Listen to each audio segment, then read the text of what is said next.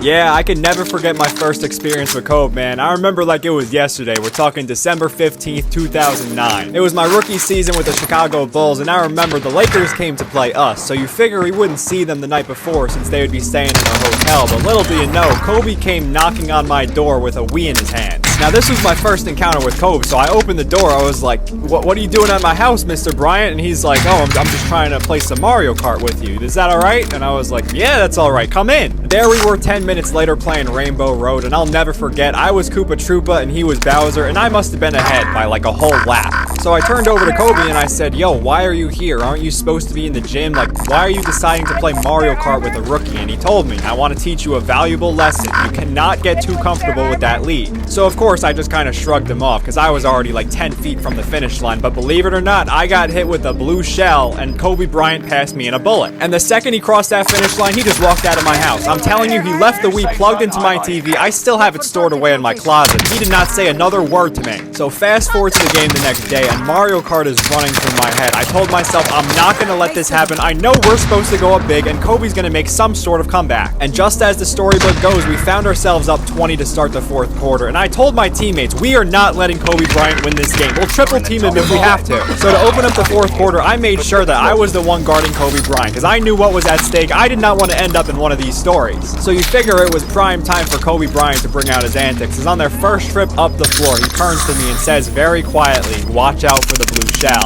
So I'm thinking in my head like, no, that's not true. You're not going to come back. And before I could finish that thought, I blacked out. I opened my eyes to a white ceiling where it turns out I was in the locker room with the trainer, and he turns to me and says, you know what happened, right? Apparently, while I was guarding Kobe off ball, Ron Artest winded up like prime Randy Johnson and flung the basketball at my head. So instantly I was thinking, oh great, what's the score? And the trainer told me we were still up by 5, but I was not allowed to go back into the game because I was in concussion protocol. But at that point, there was nothing he was going to say that was stopping me from checking back into that game because we were up 5. There's still a chance we can pull this out. There's only 2 minutes left. So I checked back into the game feeling like a warrior, and I looked at Kobe and told him, I was like, you didn't expect to see me again, did you? And I'll never forget his response.